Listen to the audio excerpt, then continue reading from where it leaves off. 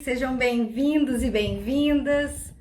Então, a gente está aí em mais uma live. A gente vai falar hoje sobre anestésicos emocionais, entre mitos e tabus. E eu vou receber hoje o André, que é psicólogo e é especialista em dependência química e dependência não química.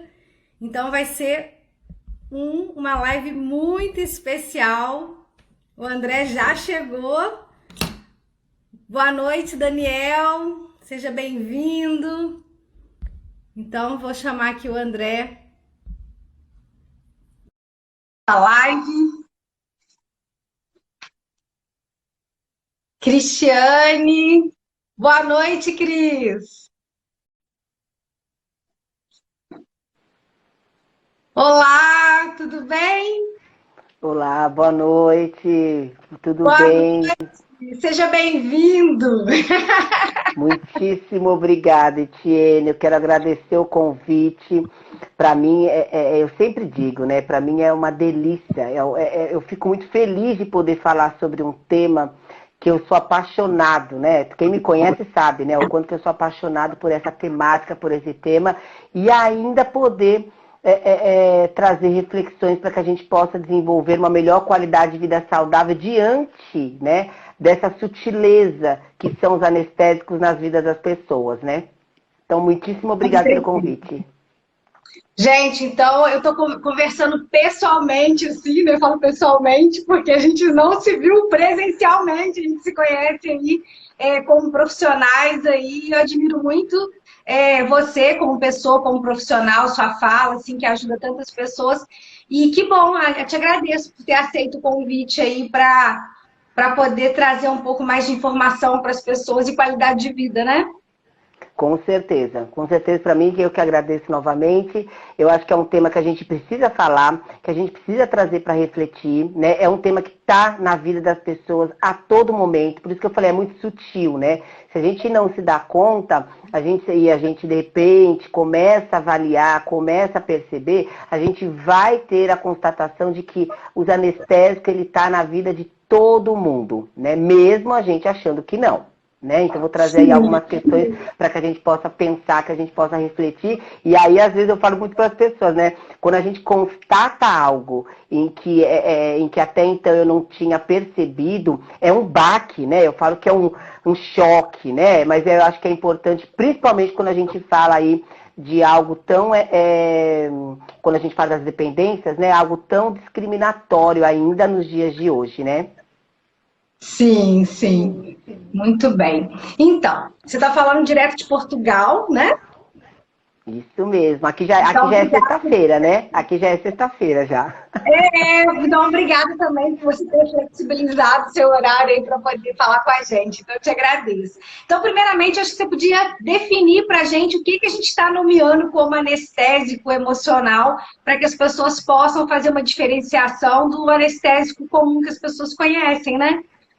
Tá, vou sim. Olha, eu sempre digo que nem tudo é anestésico, mas tudo pode se tornar anestésico, né? A gente tem aí na área da saúde, né, área da medicina, os anestésicos utilizados, né, até pela questão aí médica, né, os anestésicos pelos dentistas, os anestésicos pelos médicos, né? Então, os anestésicos pelos veterinários. Então, na medicina, os anestésicos eles são muito utilizados, como eram muito utilizados anteriormente. Não sei se todos sabem, mas a cocaína era utilizada como anestésico pelos dentistas antigamente, né? Então, não tinha esse anestésico aí médico de hoje, então era usado como anestesia. Então, quando você realmente coloca a cocaína na boca, a boca ela adormece. Claro que ninguém aqui vai fazer isso, espero que ninguém faça isso, mas eu trago aí um dado importante para que as pessoas saibam, né? Até a questão da própria cocaína, quando a gente fala de substância psicoativa, que é o que eu vou falar um pouco também,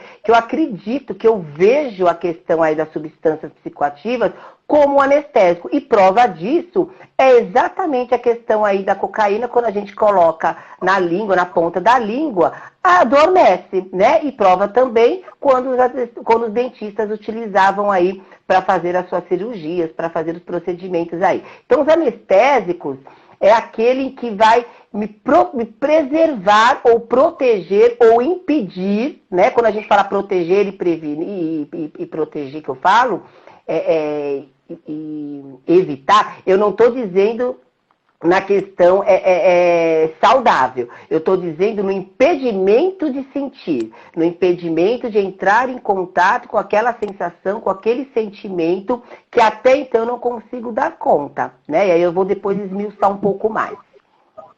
Sim, isso que você está falando é interessante, que eu costumo sempre falar para os pacientes assim, que a anestesia é ótima em determinados contextos, né? Por exemplo, quando a gente vai arrancar um dente, é ótima anestesia naquele momento, porque ali eu não vou sentir dor e vai me evitar, eu vou conseguir ficar livre de um problema, né? Às vezes um dente que não está saudável, mas é uma coisa que é durante um período.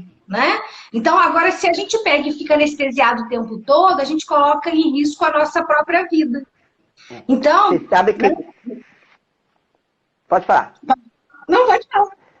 Você sabe que a dor, né, é uma das coisas, é um dos pontos importantes para a vida, né? A dor é que nos dá um ponto de que algo precisa ser feito, algo não está legal. Existem aí um número de pessoas, né, com uma tolerância à dor muito resistente, em que normalmente ela não se dá conta da gravidade do avanço de um quadro clínico. Então, por exemplo, não sinto dor, então aí tem uma questão física, fisiológica, orgânica, que vai se agravando, e quando algo ultrapassa a questão ali clínica, né, no sentido ali de você ver seu dedo roxo, por exemplo, né? Você, de repente, vê uma ferida na sua perna, uma ferida aberta na sua perna, aí você vai para o pronto-socorro. Porque é uma pessoa que ela tem uma tolerância à dor muito baixa. Então, a dor ela é importante porque ela nos dá uma informação de que eu preciso olhar para aquilo. Né? Então, as pessoas elas querem fugir tanto da dor, né? As pessoas não querem sentir dor, mas a dor, ela é uma aliada quando a gente fala de saúde. Ela é necessária. Né? Porque o que acontece? A gente tem dificuldade também de reconhecer e de aceitar as emoções que são desconfortáveis, né? Esses sentimentos desconfortáveis, porque também a gente aprendeu que é errado, né? Que é fraco, a gente tem as crenças que a gente escuta falar a respeito, né, André? Sim, só, se a gente for ver, eu fico aqui com meu lencinho, gente, porque eu sou tão calorento, você não tem noção, né? E aqui nós saímos do verão ontem, né? Então nós entramos no outono, mas assim tá quente ainda, né? Meia-noite tá quente aqui. Bom, se a gente for ver o desenvolvimento do ser humano, veja, a gente, em primeiro momento, a gente tem ali um desenvolvimento de uma satisfação. Né? Então a gente vai desenvolver essa parte de satisfação daquela necessidade básica. Veja, a criancinha quando ela chora, né? O que acontece? A mãe corre para dar o peito ou a quem for o responsável para alimentar aquela criança, é para satisfazer a necessidade daquela criança, né? A criancinha, você vê quando ela está chorando, ela está lá gritando, chorando e tal. Quando ela passa para o colo de uma outra pessoa ou quando algo acontece, você vê que ela para de chorar. Né? Então, senestesicamente, ela foi que acolhida ali, senestesicamente, não precisou falar nada, né? Então, quanto que esse senestésico é uma das primeiras coisas que a gente desenvolve e é a última que a gente aprende a lidar. Então, veja, o primeiro momento que a gente tem desenvolvimento é da satisfação. O segundo momento é o momento do alívio, é de aliviar. Né? Então, eu vou trazer um alívio diante ali daquele desenvolvimento. Então, eu tenho ali, por exemplo, a dorzinha de barriga. Você vê quando a criança vai lá, né, quando ela faz o cocôzinho, ela traz um alívio. Ela está chorando ali porque está com dorzinha de cólica. Quando ela faz cocôzinho, ela alivia. Né? Ela traz ali um certo equilíbrio diante ali daquele desconforto. Oi? Um prazer. O prazer vem depois.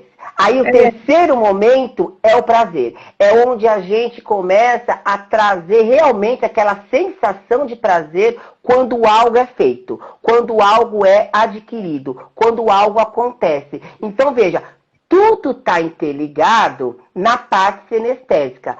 Tudo está interligado na sensação, né? Então, tanto a questão ali da satisfação, quanto a questão do alívio, quanto a questão do prazer, todas as fases estão vinculadas à anestesia, que é a sensação. Então, a gente aprende a lidar, né? Aprende a lidar, modo de falar, né? A gente tem um registro com as nossas sensações.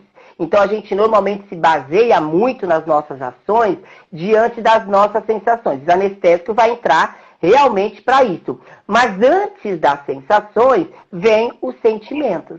E é onde aí começa a trazer a tragédia, quando eu não conheço o que eu sinto. Uhum. Ou quando a gente não é validado, né? Porque essas primeiras memórias, né, que você está dizendo até, elas começam lá nas nossas primeiras relações que a gente teve, primeiramente com a mãe, né? Com a mãe, com o cuidador, né? Ou com a cuidadora. Então, essas experiências, elas são formas de comunicação que a gente começou a receber e que vai ter um significado, mesmo que ele não tenha sido verbalizado. Então, a primeira comunicação que a gente teve foi a partir dessas primeiras experiências sinestésicas mesmo, né? Então, esse contato, né? A forma até como limpa o bebê, né? Ou como embala ele, pode gerar uma sensação de que está tudo certo ou que está tudo errado. E aí tem a questão do apego seguro e inseguro, né? E até mesmo no sentido que eu falo o sufocar, né? A superproteção é uma negligência ao desenvolvimento saudável daquela criança. O Winnicott fala isso, né? A mãe suficientemente boa e a mãe suficientemente má, né? Não no sentido aí, negativo, como as pessoas acham quando a gente fala má, né? Aquela pessoa má, tal. Não é isso. Mas eu trago um prejuízo no desenvolvimento saudável daquela criança. Quando a gente fala que a criança tem que se frustrar, não é deixar ela lá ficando vermelhinha e roxa de chorar. Não é, obviamente, isso, né? Por quê? Mas é que a criança, ela precisa entrar em contato com todos os sentimentos dela, né? A gente não pode impedir todos os sentimentos. Eu falo sempre que a caixinha de sentimentos, ela é única. Então, se eu fecho a caixinha para eu não sentir o desconforto, eu fecho também a caixinha para não sentir o conforto. Então, eu preciso desenvolver aí habilidades, eu preciso ter a relação íntima de qualquer sentimento. E a diferença vai ser como isso vai ser feito, logicamente, no desenvolvimento e posteriormente nas relações, no dia a dia, né? Sim, quando à medida que a gente vai crescendo, é porque a gente nasceu suficientemente bom. À medida que a gente vai crescendo, a gente olha para o lado, olha para o outro, né? E vê que o outro é mais rápido que a gente, é mais extrovertido, ou, né?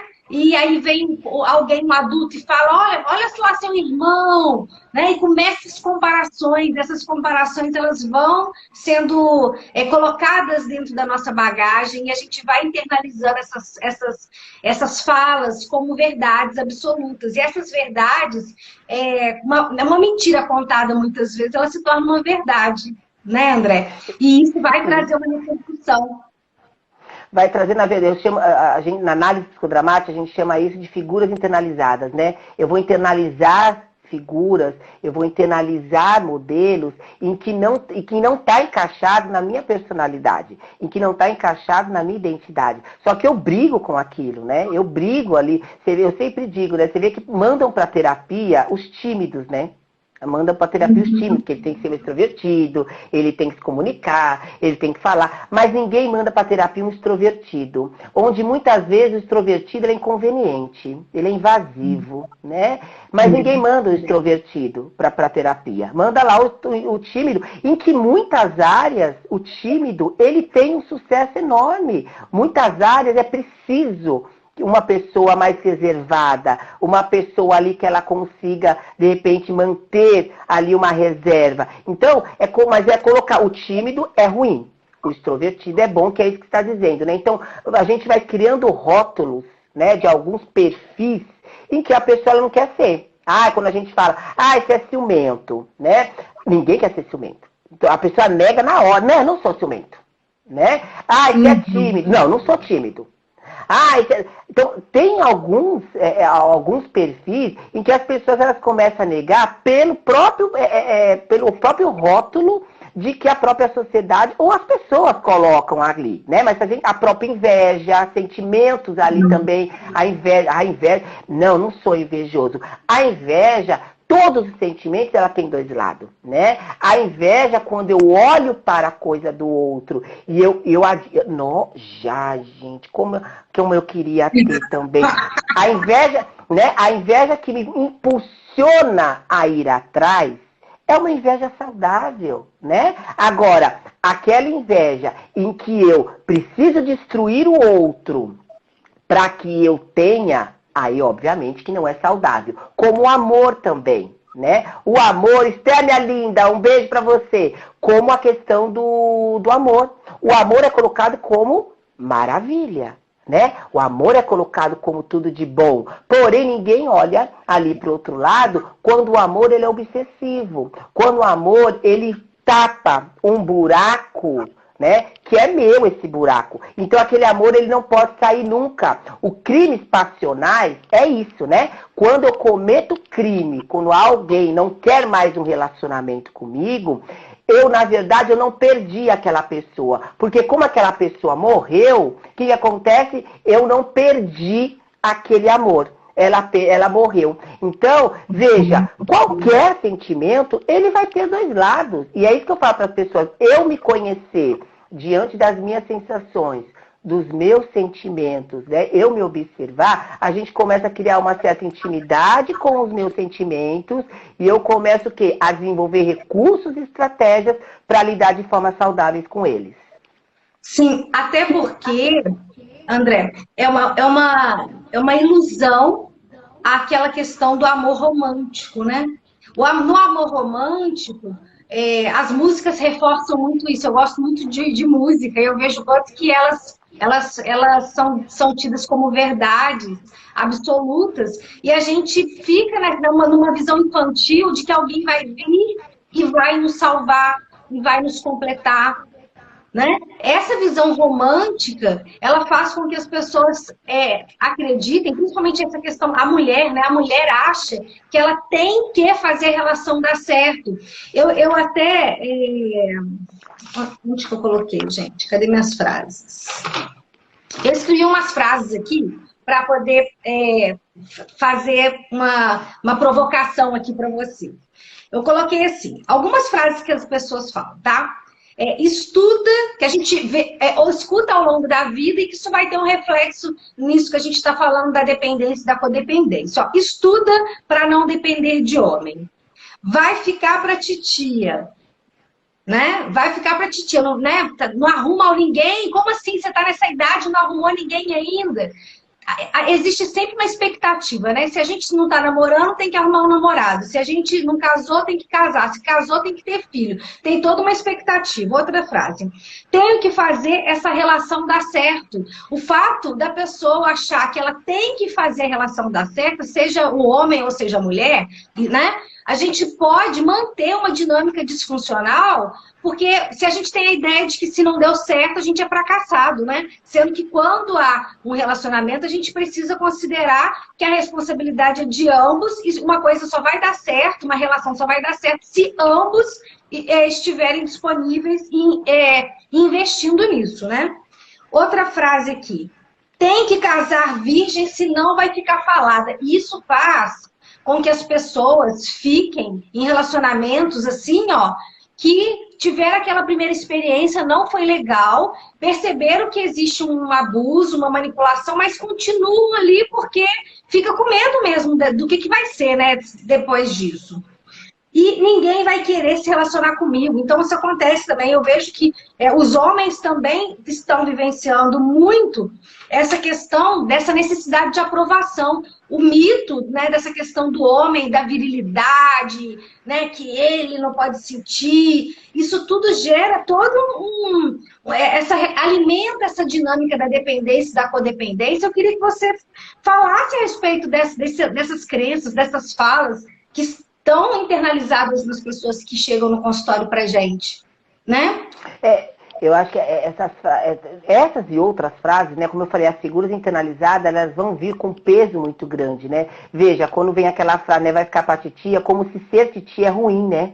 E quantas tias nós temos, né, gente? Quantas titias nós temos, né? E que são, né, maravilhosas, né? E que traz um acolhimento maravilhoso, que traz um acolhimento, que fica com a criança quando os pais vão sair, quando precisam ali, né, ter o momento deles, né? Então, vem ali um rótulo, né? Por isso que eu falo, né? Traz ali um peso em que as pessoas elas não avaliam, elas apenas reproduzem, né? Elas ficam em cima do que é a representação, né? Quando a gente fala das figuras internalizadas, eu tenho que ser, né? Eu não posso ser aquilo, eu tenho que ser o outro, né? Eu tenho que ser o que a sociedade coloca, o que é ser um homem, né? O que é ser uma mulher, né? O que é ser uma pessoa bem-sucedida, Então,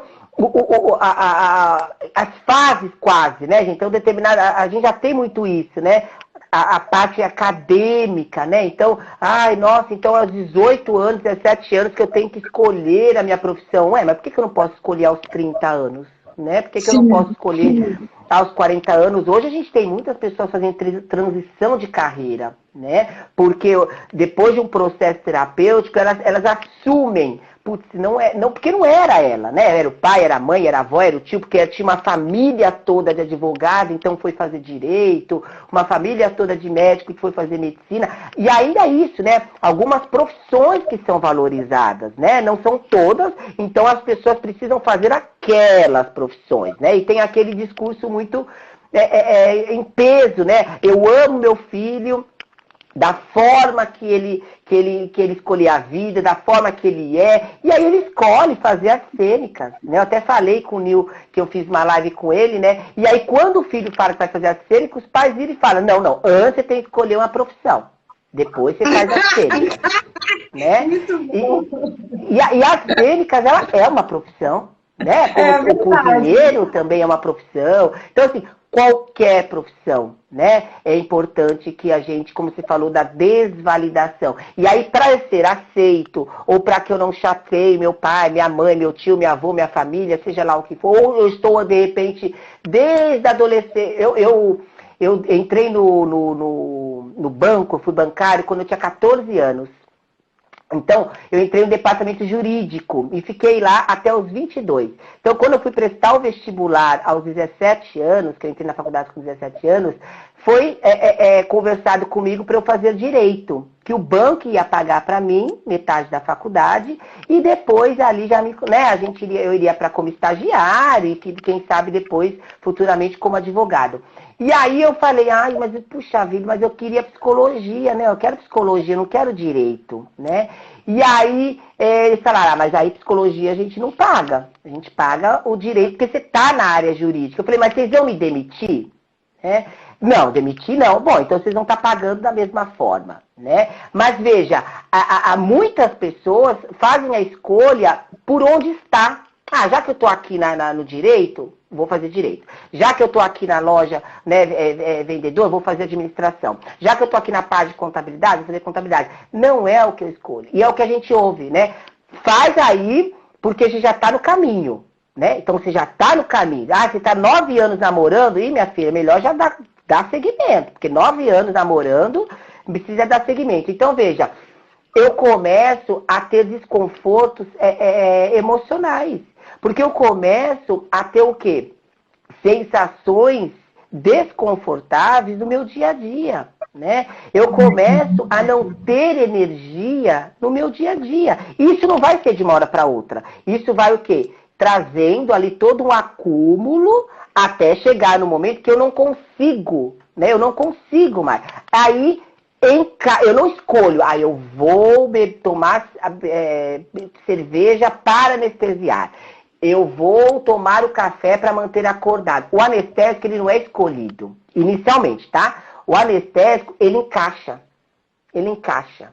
E essa que é a gravidade quando a gente fala que é sutil o negócio. Então, eu tô chateado lá, por causa que eu tô lá trabalhando, quero sair, mas eu não posso, porque senão meu pai vai ficar nervoso, meu marido, minha esposa, sei lá o que for. E aí, nesse momento, eu tomei ali um copinho de cerveja. E aí, me trouxe um certo relaxamento. Eu esqueci daquela situação. Eu esqueci daquele momento. O meu sistema nervoso central, ele registrou aquela sensação de bem-estar. Ou seja, no próximo momento em que eu tiver um desconforto, o meu próprio cérebro, do que ele já registrou, ele vai avisar. Toma cerveja. Sim, porque o tempo todo a gente está pensando, né, sentindo e decidindo. Sim, então, se a pessoa está tensa, a situação, né? Vamos pegar a situação. Estou nervoso porque o dia foi difícil, parará. Comportamento. Tomei a cerveja. Pensei, nossa, olha como é que me relaxou.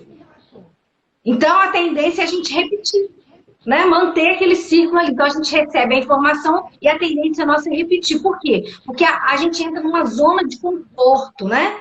Essa zona de conforto. E a gente acostuma também com as coisas boas e a gente também se acostuma com as coisas que são ruins, né? Então, por exemplo, quando você está trabalhando num ambiente, está num lugar em que é desconfortável, é muita pressão, as pessoas não se respeitam, aquilo ali passa a ser o habitual. Da mesma forma, quando a pessoa vive num lar onde é muito turbulento, onde as pessoas se agridem, a tendência é o normal, a norma da família ser aquela, e a pessoa buscar em outras relações algo que seja familiar àquela experiência.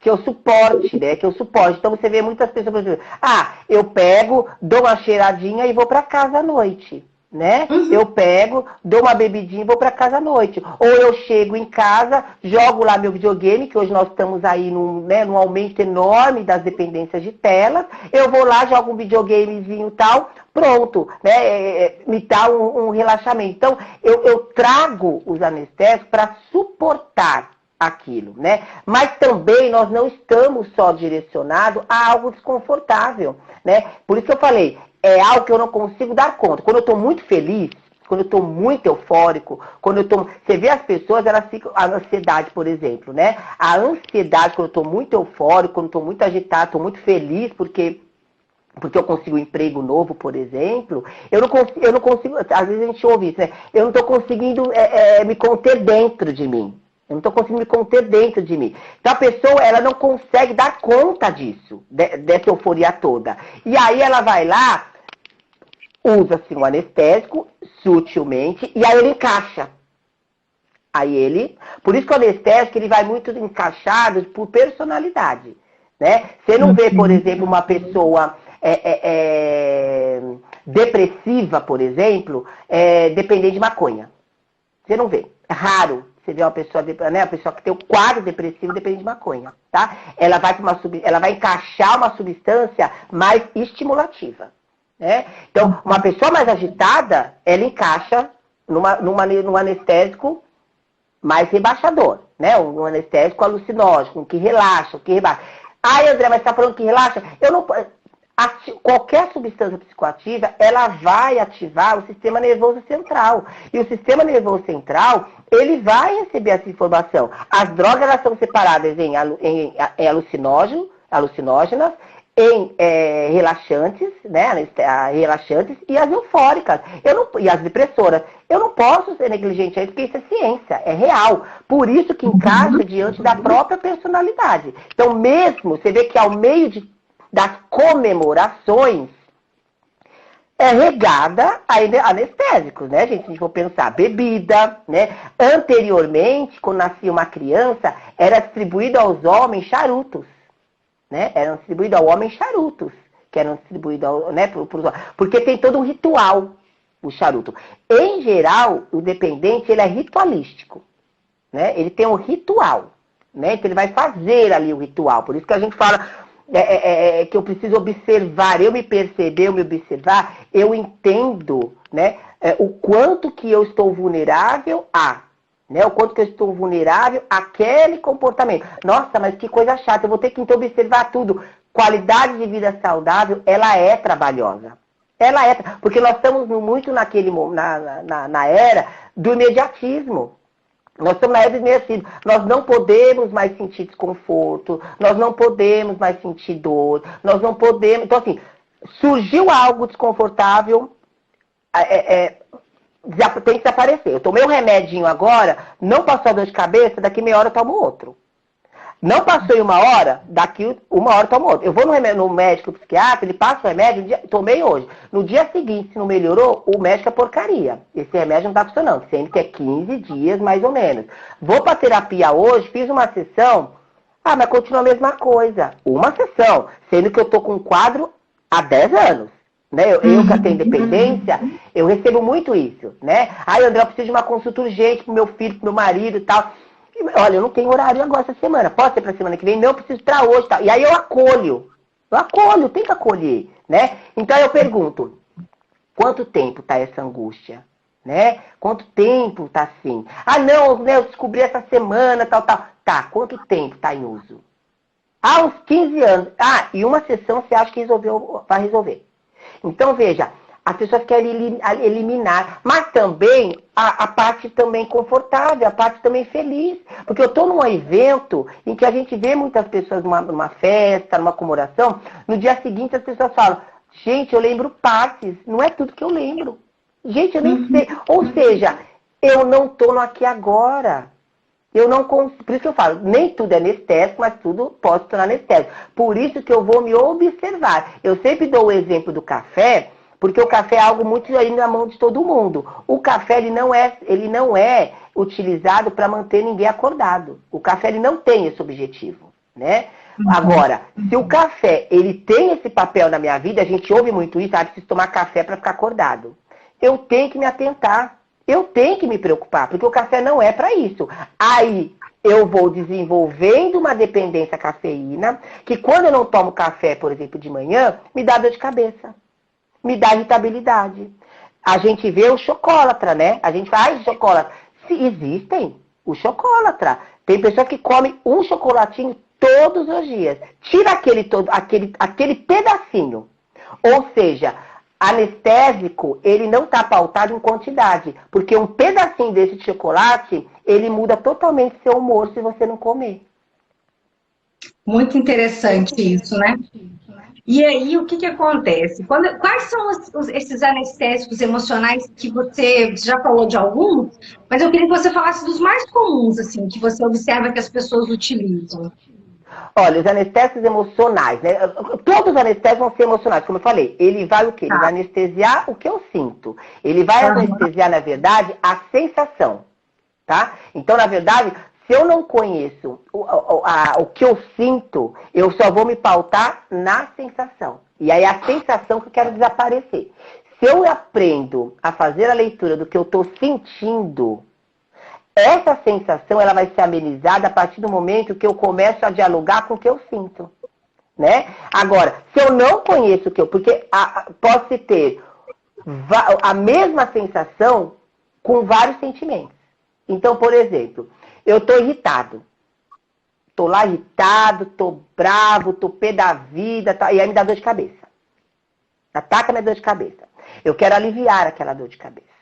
Né? Então, eu me atento à dor de cabeça. Eu não me atento à minha irritabilidade. Só que a dor de cabeça também pode vir por uma intoxicação alimentar. A minha dor de cabeça ela pode vir também porque eu não dormi. A minha dor de cabeça ela pode vir também porque eu estou ansioso. Ou seja, a única sensação ela pode estar ligada a vários sentimentos. Uma sensação ela pode estar ligada a vários sentimentos. Se eu conheço o sentimento, por exemplo, eu não adianta ficar tomando remédio se é uma dor de cabeça de intoxicação alimentar. Porque eu tenho o quê? Eu tenho que limpar. É onde as pessoas, né? Eu tô lá com diarreia, as pessoas querem parar a diarreia. Olha, toma maisena, toma não sei o quê. Não, eu preciso limpar. Eu preciso limpar. E aí não adianta ficar tomando remédio, porque não vai passar. Se é o sono, porque eu não dormi direito, eu preciso dormir. Eu preciso dormir. Não adianta ficar tomando remédio. E essa alteração de sono, por exemplo, vai me dar uma irritabilidade, vai me dar um mau humor. Só que eu não linko. Eu não linko aqui. Eu não linko o que eu estou sentindo. Eu linko a sensação. Então, qualquer anestésico ele vai trazer para quê? Para eu sair daquela sensação única. Então, veja. A questão do álcool, né? Ele vai trazer isso, né? Hoje nós vemos muito, a gente vê muito isso em adolescente, às vezes eu ouço muito de pais, tá? A compra de adolescente, levar pro shopping, pro adolescente lá, comprar alguma coisinha para ele ficar bem, né? A gente ouve muito isso. A questão sutil, que ninguém se dá conta, quando a criança ela tá chorando no restaurante e a gente tucha o tablet na cara da criança, né? A criança ela para de chorar. Isso é tão comum. E o detalhe é que, às vezes, a gente tá sem perceber, né? Dificultando que a criança ou o adulto, ou a gente mesmo, desenvolva um repertório para lidar com as dificuldades e os nãos da vida, né? Porque a gente vai ser frustrado. Sim. As pessoas elas não conseguem lidar mais com o processo da vida. Então, eu não consigo mais ouvir uma criança chorar. Por isso que eu taco lá o tablet para ela, porque eu não consigo mais ouvir, eu não consigo ir lá e acolher aquela criança. Né? Acolher aqui, entender, fazer o mimo, fazer, né, o cafuné. Eu não consigo mais. As pessoas não estão entre aspas, né? Alegam não ter tempo, né? A questão do próprio celular, eu preciso responder, né? A mensagem chegou, eu preciso responder a todo momento, porque senão o outro começa, você vê, a pessoa manda mensagem pra gente, a gente não responde em 10 segundos, ela começa a colocar interrogação. Né? Ela começa a colocar em interrogação. E aí quando então você precisa estar a todo momento ali, você vai no banheiro, né, com o celular, né? Ou tem pessoas que fumam tomando banho e o cigarro não molha. O cigarro não molha, né? Ou seja, eu encontro estratégia para manter os anestésicos, mas eu não encontro estratégia para manter uma qualidade de vida saudável. Né? E é essa que é a gravidade que eu falo para as pessoas, né? Como que eu não suporto o trabalho, porque é trabalhoso. Eu suporto, o que eu quero? O imediatismo. É onde eu digo que a diferença da criança é que a criança tem culhão para se jogar no chão. Né? O adulto não tem. Aí o adulto vai de uma outra forma. Né? O adulto só não se joga no chão. Mas a birra dele, ele é imaturo emocionalmente. Eu preciso do imediato, eu preciso aliviar aquilo imediatamente. Eu não consigo, né? A criança ficar berrando lá para ter, por exemplo, para ter o chocolate, né? Aí ela se joga no chão. E aí o que os pais fazem? Compra o chocolate para que ele não passe vergonha. Ou seja, não está direcionado a educar a vontade. Porque eu preciso ter um livro que chama isso, Educação da Vontade. É um livro muito bom. Por quê? Eu preciso educar o meu sentimento. Eu preciso educar, né, a minha vontade. E eu também faço isso quando adulto. Né? Quando eu estou estressado e eu vou lá, abro a minha latinha e tomo, e eu falo isso, eu mereço. Foi um dia tenso. Então, eu não suporto o esperar. O contemplar, a gente fala da regulação emocional, né? Estimular os 5 sentidos, né? Olhe para uma tela, olhe para uma árvore, olhe para o céu, bote uma música, sinta a sua pele, né? Sinta o cheiro do mato, sinta o cheiro de algo, né? Eu não faço isso, eu quero algo imediato. Então a gente precisa, enquanto adulto, aprender a tolerar, né? Desenvolver habilidades de tolerância ao mal-estar, como é que a gente tolera esse mal-estar, né? Então, desenvolver essas habilidades, ao invés da gente se auto-sabotar, porque é uma baita de uma auto-sabotagem fazer isso, né? Tem uma música, eu não sei se você já escutou a música, assim, ó, eu bebo para esquecer, porque se fosse para lembrar, eu anotava. E de você não quero mais lembrar de nada, nada, nada, nada, nada. Nos relacionamentos amorosos, as pessoas também fazem isso, também não rompem para não sentir, ou bebem para não sentir, e fica numa relação abusiva para não sentir, para não ter que viver aquele luto, pela incerteza de estar será que eu vou ficar sozinha? Às vezes ficar sozinha é algo tão desconfortável, gera tanto desconforto mesmo que as pessoas se submetem a ficarem anestesiadas, sentindo dor, mas é uma dor conhecida, né? Tem até aquela metáfora da rã, que quando você está numa água morninha, rã na água morninha, ela nem percebe que ela está chegando próxima da morte. Porque ela não percebe a mudança da temperatura, né? Agora, quando você joga uma rã na água fervendo, ela solta para sobreviver. Então, quando você fala dos anestésicos, é muito isso, né? Essa questão do anestésico, quando a gente fica anestesiado o tempo todo, é como se fosse essa água, a rã nessa água morninha. A gente não tem uma ação. A gente, quando vê, já morreu. Quando vê, não, a gente nem vê, porque morre. Então, às vezes as pessoas pensam na morte só quando é uma morte repentina, mas a gente pode morrer todo dia quando a gente não olha para as nossas necessidades e não cuida, né, do que a gente precisa cuidar, que é a nossa própria vida, né? Quando a gente coloca a responsabilidade pela nossa felicidade na mão de outra pessoa. Eu fiz uma live falando sobre isso, a morte psíquica, né? A gente fica falando tanto da morte física que a gente esquece a morte psíquica, né? Tem um livro que chama O Sofrimento como Vício, né? Porque tem pessoas que aprende a lidar com aquele sofrimento e ela não consegue desprender. Ela não consegue desprender daquele sofrimento, né? Então, veja, a questão do anestésico, esse que é o perigo. Porque o anestésico, ele pode evoluir para dependência, né? Que é igual você falou. Eu tô lá, né, anestesiando. Chega um determinado momento que eu preciso daquele anestésico. Não é mais uma questão ali sutil. Eu necessito daquele anestésico, né? Se eu tenho uma estima baixa, que acho que eu não vou encontrar ninguém vai me querer, né? Ninguém gosta de mim, que eu já ouvi muito isso. André, ele me bate, né? Mas ele me ama. É o único que me aceitou. Ele me tirou da minha casa, né? Ele tirou da minha casa, que em casa eu apanhava. Mas você continua apanhando. Né? Ou então, o de oprimir, né? O de oprimir ali, né? A própria questão ali da mulher no sentido do controle muito grande com aquele marido, com aquele namorado, né? Então, veja, eu tenho as crenças limitantes, né? Em que aquilo me coloca como escravo. A dependência, o anestésico desenvolvido para a dependência, ele me coloca como escravo, né? Então, no dia a dia, é validado o anestésico, como não há problema nenhum. Só que eu preciso entender qual o papel daquele anestésico na minha vida. Se eu não entendo, eu passo batido. E eu vou. Às vezes eu ouço o paciente falar assim, ai, André, eu tomo uma branquinha, né, no frio para esquentar. Né? E no calor eu tomo a cervejinha para refrescar. Né? E aí eu falo para ele do frio, né? Bom, então toma sua branquinha e vamos passar a madrugada na rua pelado. Né? Vamos ver lá o que acontece. Né? Por quê? Mas muitas pessoas nessa época morrem na rua. Né? E bebem a branquinha.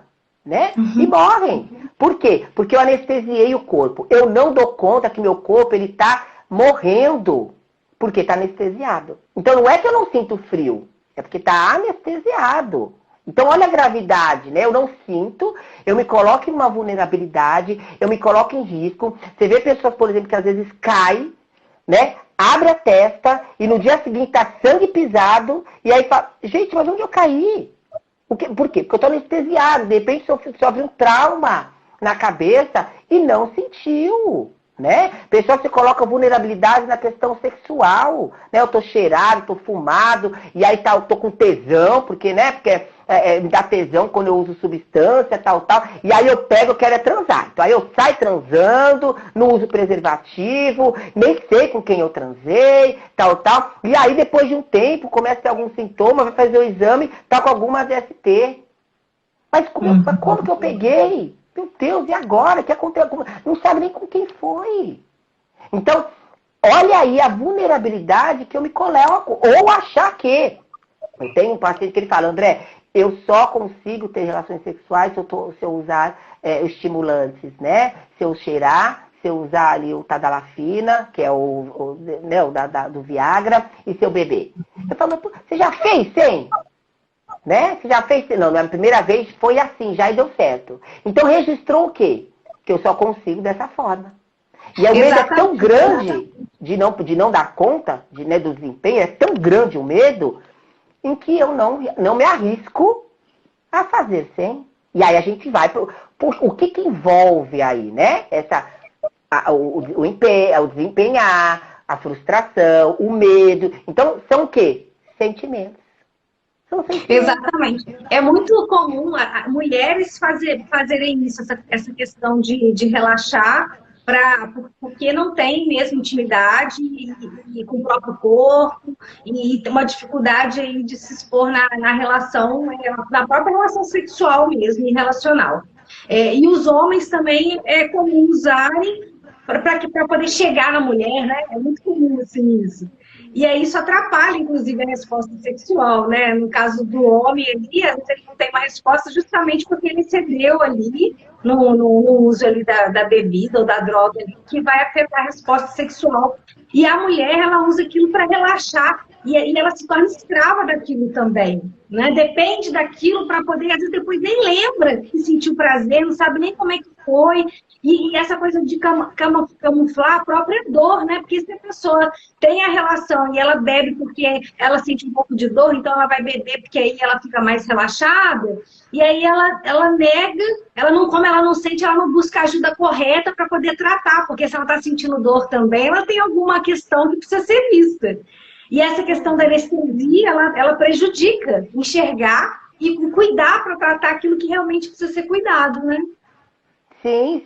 Como falar em público, né? Às vezes falar em público, eu sou tão tímido, não consigo falar em público, né? E aí eu bebo um pouquinho e eu consigo. Eu tomo ali um remedinho, né? Um benzodiazepínico, e eu consigo ir lá falar, né? Então, eu acostumo com aquilo, né? Eu começo a fazer parte ali da minha vida até o momento que eu preciso daquilo. Porque uma coisa é eu fazer uma apresentação, outra coisa é eu viver de apresentação. Né? Outra coisa é eu estar em cima de um palco, né? Se a gente pensar nos artistas, né? Uma coisa é eu precisar estar ali né? Cotejando as pessoas. Então, veja, por isso que eu falo, é sutil o anestésico.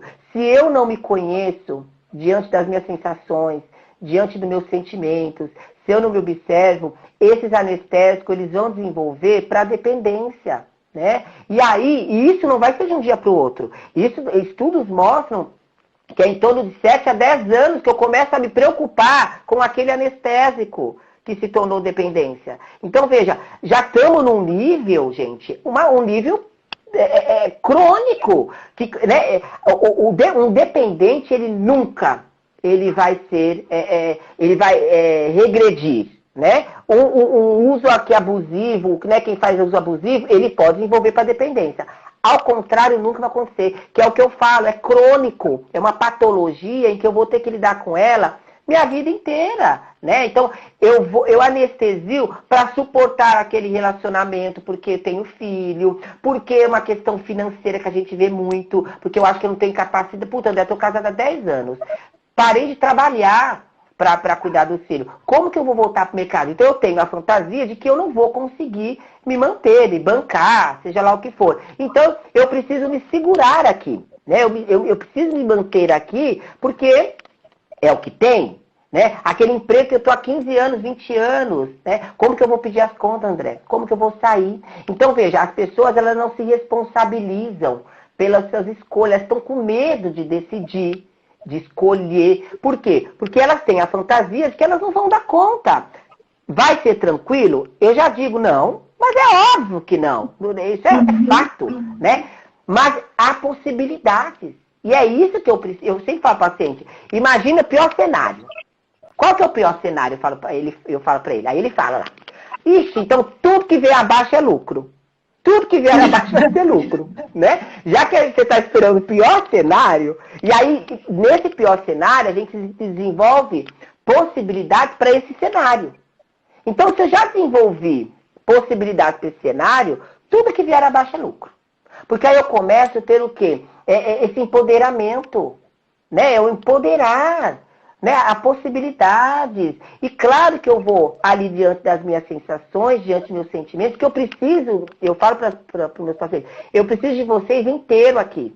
Não dá para atender um paciente anestesiado. Quando eu falo com o psiquiatra, eu falo, olha, não pode dopar meu paciente, deixa ele só com, né, um pouco ali, um cheirinho, né? Porque eu preciso ele inteiro. Não precisa sentir, né? Até para poder falar, nomear e querer sair desse lugar, né, de dependente ou de codependente, né? Sim, porque é a mesma coisa, né? Eu estou adoecido tanto quanto, né? Eu tenho uma angústia tanto quanto, eu tenho sofrimento tanto... Não há medição de sofrimento. Quem sofre mais, quem sofre menos, né? A gente ouve muito isso. Ah, eu sofro mais, você sofre... A gente tá muito, eu estava até falando com um amigo disso, parece que a gente está no momento de uma disputa, quem é mais desgraçado na vida, né? Quem é que tem uma desgraça maior na vida, né? E é muito sério isso, né? Porque a gente fica comparando a palco do outro, então eu fico nesse movimento, né? Eu sofro mais que você, então eu não enxergo num com o outro. Eu não enxergo o outro, gente. Eu só vou respeitar o outro, eu só vou conseguir me relacionar com o outro a partir do momento que eu enxergar esse outro, né? E quando eu estou só direcionada a mim, eu estou meramente satisfazendo o meu prazer, satisfazendo a minha necessidade. As coisas têm que sair do meu jeito, as coisas têm que ser do meu jeito. Claro que a gente não está falando de uma patologia instalada, um toque, por exemplo, tá? A gente está falando disso. Mas em sentido de personalidade, quando eu pego, né, e as coisas têm que ser do meu jeito, eu estou enxergando a minha apenas. Cadê o outro? E muitos casais é isso, né? Eu, tenho você, mas o nós. Mas nem sei onde está esse nós. Eu nem sei onde está esse nós, né? É a mesma coisa, tem eu, tem a... Às vezes esse nós nem existe, né? Porque realmente tem pessoas que estão tão voltadas para si mesmas que elas não estão abertas para uma relação. E aí, é aquela coisa assim, às vezes a gente fica na negação, a gente tá ali numa relação que não é saudável, mas a gente, tipo assim, você sabe que você perdeu a entrada de uma... Imagina que você vai chegar ir num lugar, numa cidade. Você já imagina que você perdeu ali, tinha uma entradinha ali, você tinha que ter entrado. Mas você não quer aceitar que você pegou o lugar errado, que você tinha que ter entrado e não entrou. Quanto mais você demora para reconhecer, aceitar que você pegou o caminho errado e volta e faz o retorno para retomar a sua vida, né? Mais você vai ter prejuízo. Sim. E a questão do sentir, né? Eu falo que o amor, né, é um dos ingredientes para qualquer relação. O amor é. Mas ele não é o único. Não é. Ele não é o único, né? Uma relação saudável, uma vida saudável, ela não é pautada no desejo, na vontade, no que você quer, né? É o que dá para fazer, o que tem para fazer, o que consegue se fazer, né? Você falou de romantismo no início, mas as pessoas romantizam a vida. As pessoas romantizam a vida. E a gente ouve muito isso, né? Faz o que você gosta, faz o que te dá prazer. E aí eu falo isso, imagino falar pro meu público, faz o que te dá prazer. Imagina falar isso. Eu não posso falar isso pro meu público, eu não posso falar isso, faz o que você gosta. Entende? Imagina falar isso, né, pro assassino. Faz o que você gosta, psicopata.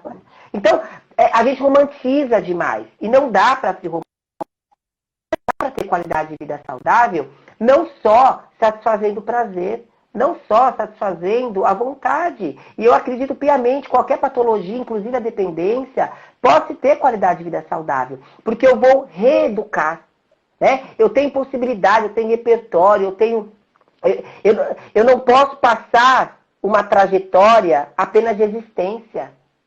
Eu tenho que viver. E o viver é sempre o aqui e agora. Normalmente a gente está lá ou está lá na frente, né? Ou a gente está lá atrás ou a gente está lá na frente. E aqui? No aqui e agora. E a regulação emocional eu gosto muito, porque disso, né? A regulação emocional, ela me traz para aqui e agora. Ela traz aqui e agora. Né? E é aqui agora que vai construir a minha história, que vai construir a minha narrativa. Se eu não consigo lidar com aqui e agora, e eu tô lá e lá, eu vou utilizar anestésico.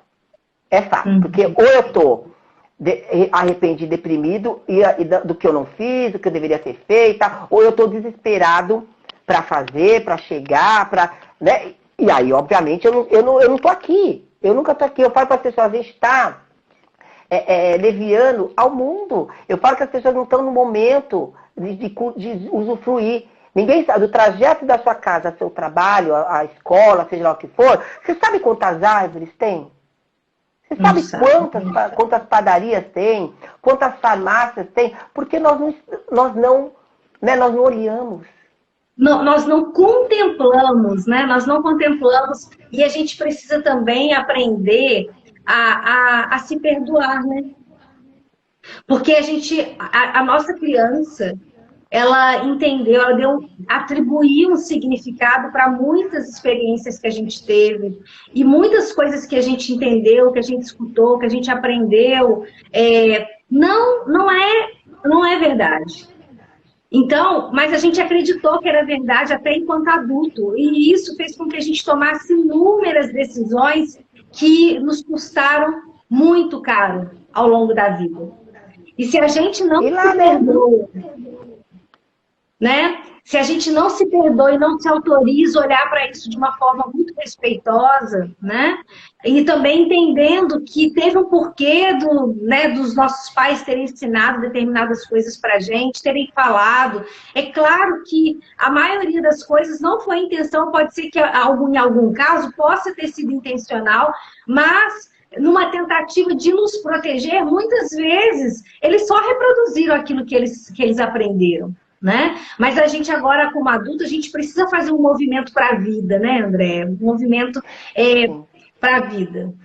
E tem a questão, como eu falei, o que passou, passou. Você não vai mudar o que aconteceu e você não vai mudar jamais lá na frente, né? Você não vai construir lá na frente. O que a gente consegue fazer é hoje. Ninguém tem o controle, que nós não temos controle de nada do que acontece com a gente. Agora, é responsabilidade minha o que eu vou fazer com o que acontece comigo. O que eu vou fazer com o que as pessoas fazem comigo. Aí é responsabilidade minha, né? Então, como que eu vou desenvolver isso, né? Os anestésicos, ele vem exatamente para camuflar isso, né? Para que me tire a minha responsabilidade. Porque aí eu não tenho responsabilidade diante do anestésico, porque ele está fazendo. Só que o preço vai vir, né? A conta, ela vai vir. O preço não, né? A conta. A conta ela vai vir. E essa conta, quando chegar, eu não vou querer pagar. Eu não vou conseguir olhar para aquela conta. Aí eu anestesio de novo. Porque aí eu não vou conseguir olhar para aquilo. Então, veja, vira um ciclo que eu passo a minha vida inteira anestesiado.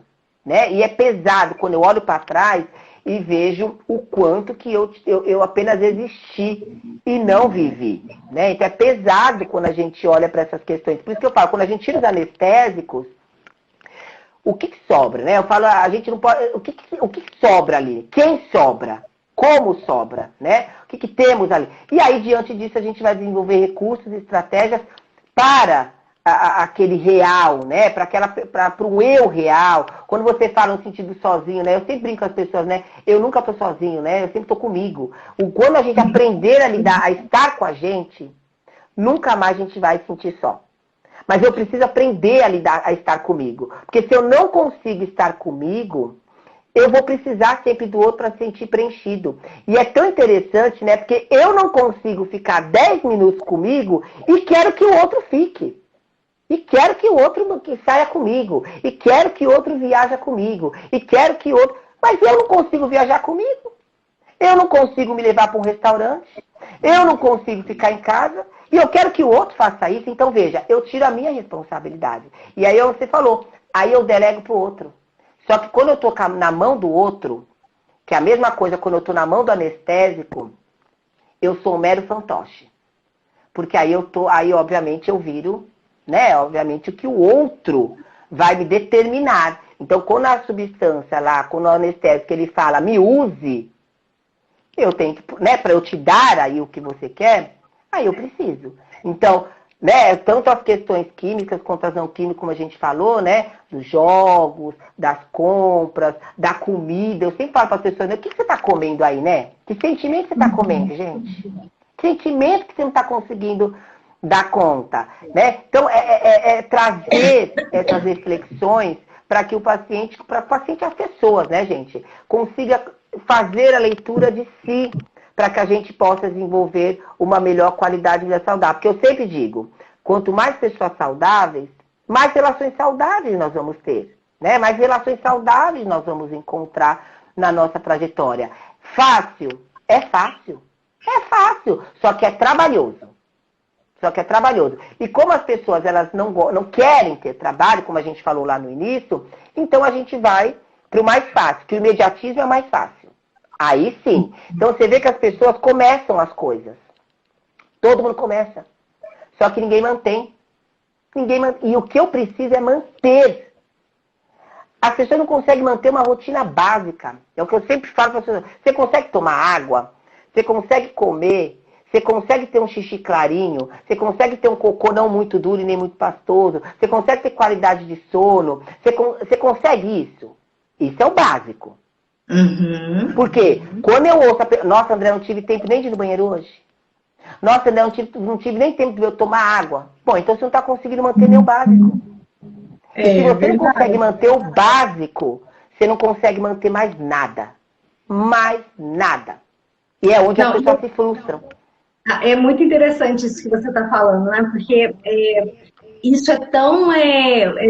essa coisa da doação, né? Da pessoa estar em função, é a questão do codependente, né? O codependente, ele precisa de alguém que dependa dele. E ele é muito valorizado por isso, né? Muito. Ele é muito valorizado por isso. E isso aí, a gente tem que tomar muito cuidado, porque como todo mundo acha o máximo o codependente, parece que ele não é doente. E ele é tão doente quanto a pessoa que é dependente. Você podia falar um pouco para a gente da codependência e o que uma pessoa pode fazer para sair dessa dinâmica de abuso, né? Porque também ele alimenta a dinâmica de abuso quando ele nutre o mau comportamento daquela pessoa que é dependente. Queria que você, né, pudesse dar uma...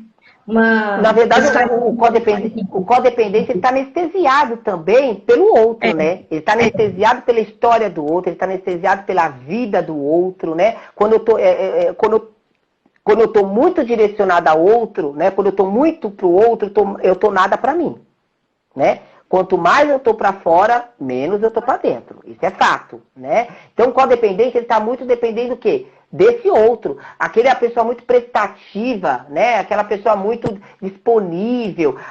E aí confunde muito com a pessoa bondosa. Confunde demais.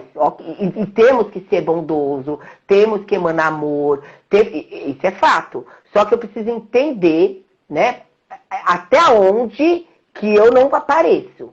Até onde que eu não consigo estar, né? Equilíbrio, né? Equilíbrio em todas as relações. Igual você falou, eu não consigo nem tomar um copo d'água, então tá desequilibrado. Eu só vou no mercado se você for junto comigo. Eu só vou naquele aniversário se você for junto comigo. Eu só vou na padaria se você for junto comigo. A gente tem muito relacionamento assim. Né? A gente tem muito relacionamento amoroso assim, né? Quando a gente começa a namorar, então eu paro de ir com os amigos, eu paro de ir nas festas, eu paro, se você não for, eu não vou, se eu for, você não vai, e a gente ouve isso, né, gente, pelo amor de Deus, não tô falando de religião, tá, gente, pelo amor de Deus, mas a gente vê nos casamentos, eu quero morrer quando eu vou, e ouço assim, agora é uma carne, somos apenas um. Gente, eu quero morrer com isso, viu? Eu quero morrer com isso. Não é um. São duas pessoas construindo um nós. Mas se mistura tanto que eu nem sei mais quem eu sou, né? Porque para te conquistar eu não gosto de rock, mas eu comecei a ir no show de rock, né? E eu nem gosto de rock. Ou seja, eu levo personagem para conquistar o outro, né? O workaholic é isso. O workaholic, ele fica 16, 18 horas dentro da empresa e ele é visto como, nossa, que pessoa trabalhadora, que pessoa, né, top, tira o trabalho dele, ele se mata.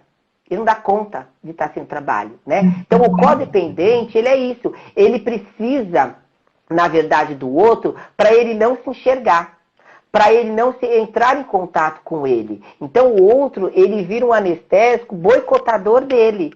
Porque se eu tirar... A gente vê muito isso em tratamento, quando esse anestésico, eu sou codependente, quando você começa a melhorar, eu vou lá e começo a boicotar o seu tratamento.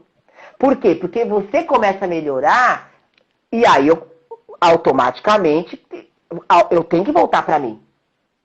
Não tem como, eu tenho que voltar para mim. E aí eu começo a ver coisas ali em que eu começo a ficar desconfortável. Eu falo, nossa gente, mas quando você estava descompensada, nada disso estava acontecendo. Eu tenho que dar um jeito, inconsciente, pelo amor de Deus, eu tenho que dar um jeito para descompensar de novo aí a Etienne. Aí eu começo a usar os boicotes. Então, é muito sério, por isso que o codependente, como você falou, ele é tão doente quanto o dependente, e ele precisa se cuidar para descolar do dependente. Eu aqui e você aqui. Precisa ter essa separação. A dificuldade, a questão da dependência é isso. Tá tudo misturado, e eu preciso separar. Mas, você não sabe, é o que eu sempre digo,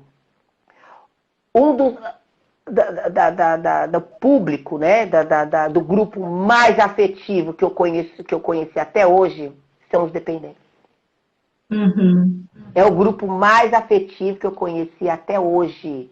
E aí é por isso que a anestesia, porque eu não consigo lidar com essa demanda de emoções, com essa demanda de sentimentos, com essa demanda de sensações. Eles realmente se importam, né?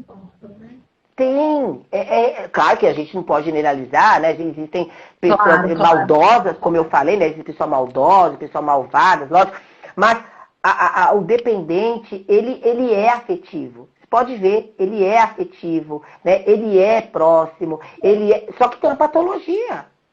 Como o depressivo, como o ansioso, o bipolar, quando o bipolar está em crise, olha... Mas ninguém chega perto, né? A TPM, não é verdade? Dependendo, algumas mulheres têm TPM fervorosa. Até 10 anos atrás, acho que é uns 10 anos atrás, o Código Penal era absolvição na certa. Qualquer crime cometido com a mulher na TPM. Era absolvido. Por quê? Porque é hormonal, é desesperador, é sofrido. Hoje não, porque hoje tem tratamento, né? Então, hoje só... Né? Então, tem aquela questão, como que eu vou lidar com a minha TPM? Né? Então, veja, essa questão das emoções, né? Eu preciso aprender a lidar exatamente por isso. E é o tabu quando a gente fala, né? A pessoa das exatas, por exemplo, a pessoa das exatas, né, André, é racional, né? Então, a pessoa não sente. Não, todo mundo sente.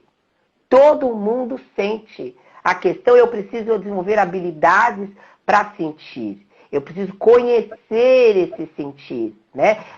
Por quê? Porque senão realmente... Aí eu acredito nisso, que eu sou da exata, sou engenheiro, e eu não posso sentir, porque é o que me falam que eu tenho. E aí eu começo também a ter que anestesiar, porque eu não posso sentir. Então, veja, é algo que está para todo mundo. Ninguém escapa de sentir. Ninguém. Como ninguém vai escapar dos anestésicos, né? Sim. E é tão sério isso que você está falando, que eu falo assim, eu atendo adolescentes e adultos. E eu também trabalho com os pais, com treinamento de pais, né? E eu falo da importância para eles contarem para os filhos também os insucessos deles. Porque o que acontece? Quando eles só falam quando eles não falam que algumas coisas para eles também deram errado, os filhos olham para os pais, né, para os adultos, e acham assim, poxa, que porcaria que eu sou, né? Porque meu pai e minha mãe são maravilhosos, eles têm isso, conseguem fazer isso, conseguem fazer aquilo. Só que os filhos não sabem, eles não têm uma visão realista de que muita coisa, para chegar onde os pais chegaram, né? Muita água passou debaixo da ponte. Então, e quando descobrem, se frustram, né? Quando descobrem que os pais não são... né? Quando descobrem que os pais não são o super-homem e a super-mulher, é onde entra a revolta, onde entra a raiva, a decepção, né? Então aí entra com aquele registro que, se os meus pais mentiram para mim, Se os meus pais me decepcionaram, se os meus pais me deixam com raiva, quem dirá o mundo? Quem dirá o mundo? Então, veja, aí eu parto para onde? Estou naquele grupinho, em que aquele grupinho eu me revolto ali, aí eu vou para rebeldia inconsciente. Então aí eu quer brigar com o seu filho adolescente, é falar mal dos amiguinhos, né? Do grupo dele, por exemplo. É verdade. E aí, né? E aí o grupo fala, vem aqui, imagina, aqui você é maravilhoso, você é isso, aqui tá, mas ó, vamos lá fazer aquele negocinho? E aí, para ele ser aceito, ele vai. Mas como adulto também, tá? Como adulto também. Né? Adulto também tem muito isso, né? De que eu preciso estar ali. Por isso que eu falei, às vezes tem coisas que eu não gosto, mas, ai, puxa vida, o grupo tem. Eu ser flexível é uma coisa. Agora, eu precisar fazer com a fantasia de que vou ser aceito, eu fiz uma live falando sobre isso. A negligência consigo com a fantasia de ter o outro. Porque não é garantia você fazer o que o outro quer para ser aceito.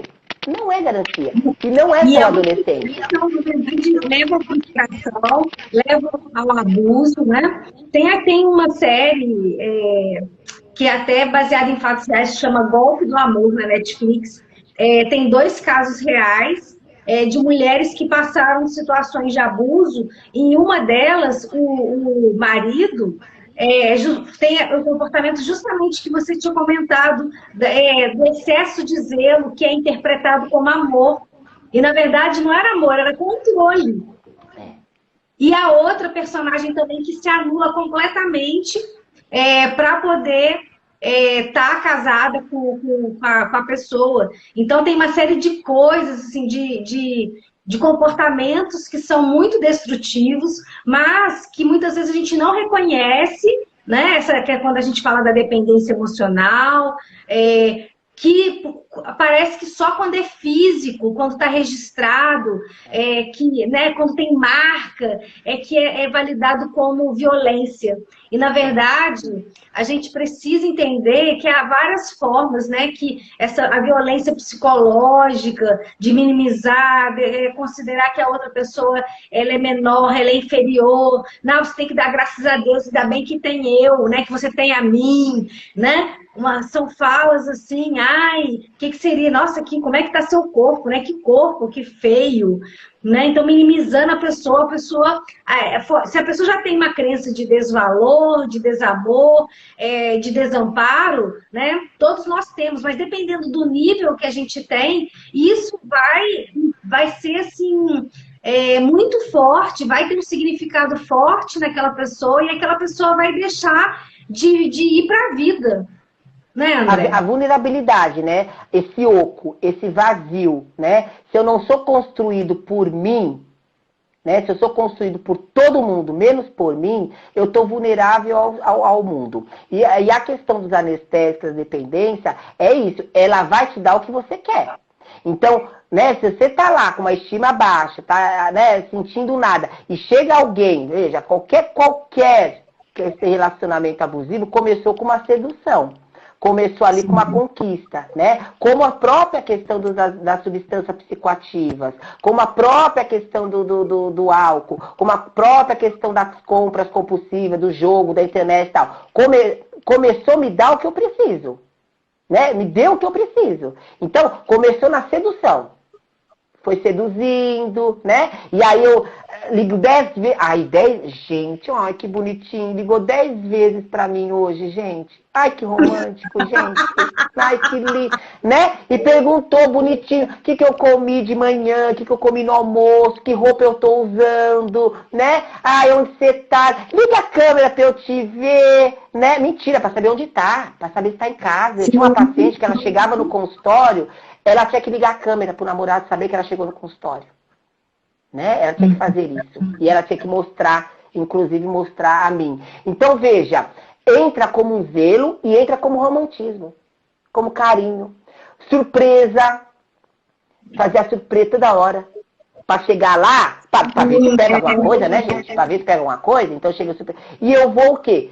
Eu tô oco, né? Sou carente, isso dá o que eu preciso. Dá o que eu preciso, uma pessoa me cuidando, uma pessoa que me olha, me dá atenção, tal, tal. Quando eu tô encaixada e misturada, aí começa os comportamentos abusivos. Que é também com a cocaína, que é também com álcool, que é também com jogo, que é também com café, que é com qualquer anestésico. Quando eu tô misturado, quando eu tô encaixado, quando o meu sistema nervoso central me registrou, aí ele começa a abusar de mim. Porque aí eu preciso dele. Eu não consigo ficar sem.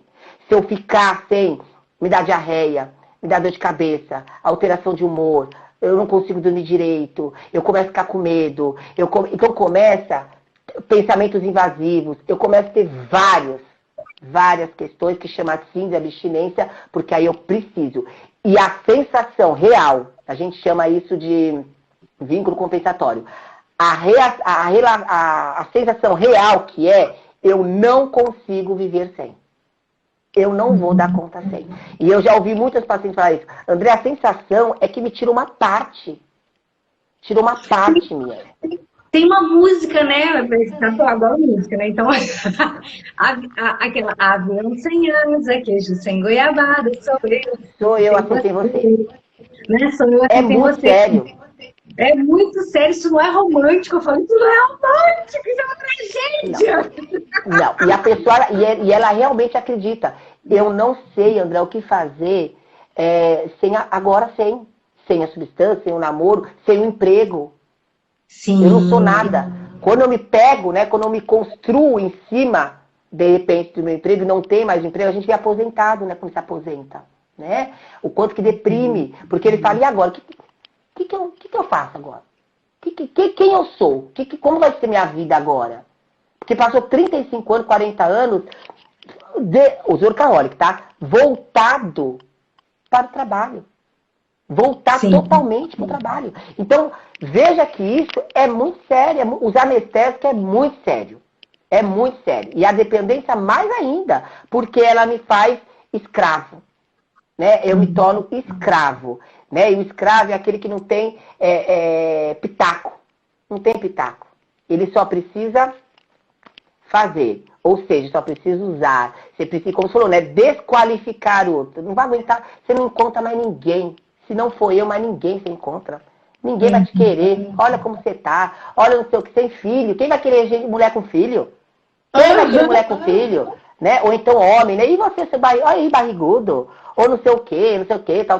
Então, veja, entra no espiral, entra no gravíssimo, que eu não consigo sair.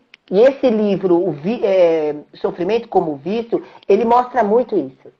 Não consigo sair. Quando a coisa tá indo, tá evoluindo, eu volto pro espiral.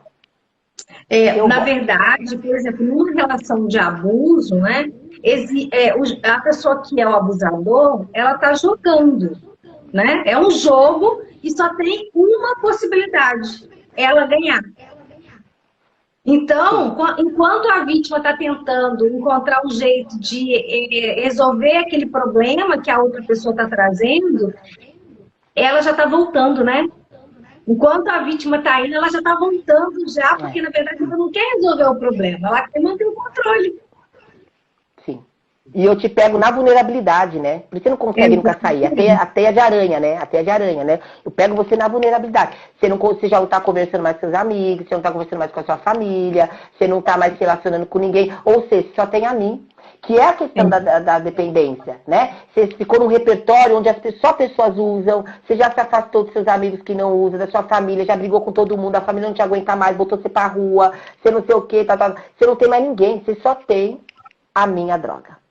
Você só tem a minha dependência. Você não tem mais ninguém. Não tem mais ninguém. É uma armadilha. Por isso que eu falo, É uma armadilha. E por isso que eu falo muito com o paciente. Ter a família num tratamento de dependência é importante? Muito. Muito. Mas eu recebo, às vezes, muito paciente que não tem mais essa família. Não tem mais a esposa, o marido e tal. Isso não significa que você não consegue. Eu falo pra eles. Vamos construir com você. Vamos desenvolver com você. Porque senão a gente fica muito rotulado também. É isso que a gente falou no início. A gente coloca uma imposição de que o tratamento é dependente, ele só vai ter sucesso com o apoio da família. Só que não. Se tiver, ótimo. Mas não é tal, não é direcionado. Pode não ter a família. Eu acredito piamente que nós vamos caminhar juntos e por isso que eu estou aqui, para que você consiga desenvolver qualidade de vida saudável com você. Né? Porque tem paciente que não tem. Mas... Com certeza. Assim como a gente precisa olhar, vamos pedir para todos pensarem assim no iceberg, né?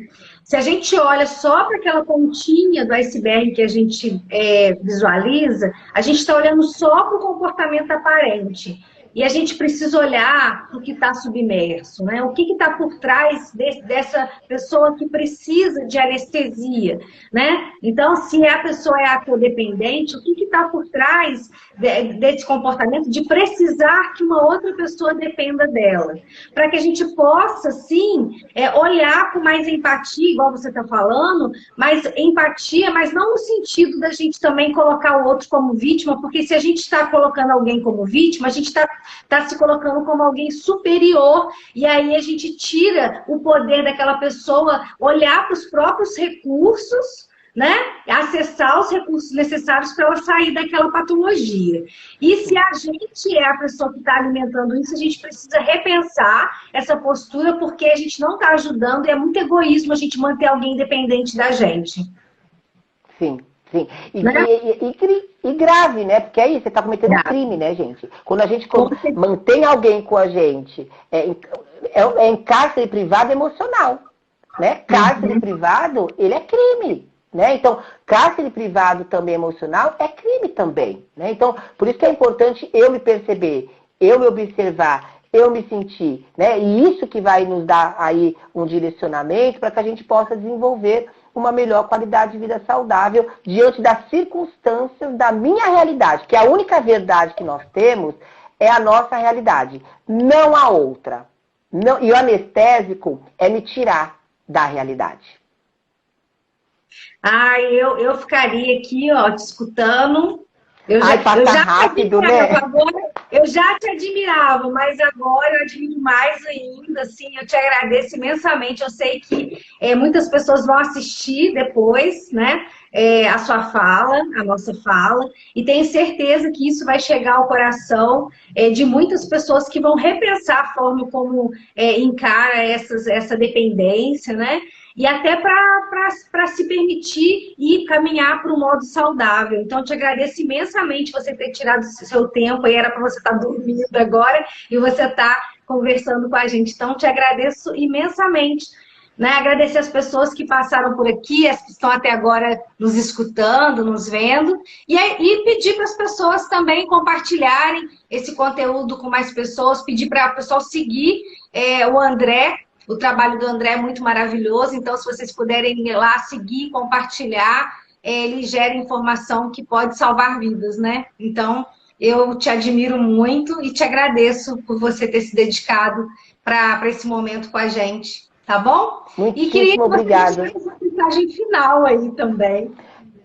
Etienne, muitíssimo obrigada pelas palavras, né, pelo seu carinho também, como você falou, né, a gente se conhece só no meio virtual, né, na modalidade virtual, né, e que delícia termos essa modalidade, que delícia termos essa tecnologia, né, por isso que eu falo, a tecnologia ela não é ruim, ela é maravilhosa, é como nós vamos utilizar essa tecnologia, né, de uma forma saudável. Então, muitíssimo obrigado, também admiro o seu trabalho, né, Etienne está lá todos os dias, eu falo, meu Deus, Etienne está todos os dias fazendo live, gente, ela trazendo conteúdo riquíssimo, né, trazendo conteúdo de reflexões, eu falo, mas todo dia essa mulher tá nas letras assim, né, o quanto que você também, né, traz aí conteúdos, impacta, né, realmente aí a qualidade de vida das pessoas, principalmente no âmbito da sexualidade, né, que é um tabu, que é um tema aí, né, o quanto que as pessoas realmente têm uma dificuldade de falar. Então, parabéns também pelo seu trabalho, muitíssimo obrigado pelo carinho, pela confiança, pelo convite, né, e por ter me dado essa oportunidade de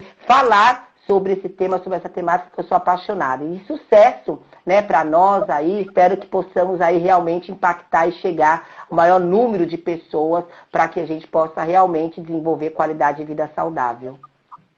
Com certeza. Muito obrigada, então. Fique com Deus. Um beijo, tudo de bom. E amanhã eu vou fazer uma outra live que vai ser sobre saúde mental do adolescente com a Juliana. Tá bom? Aqui um abraço, tudo de bom. Um beijo. Um beijo, fique Tchau, com tchau. Deus. Obrigada, André. Um abraço. Boa Imagina, noite. tchau, tchau.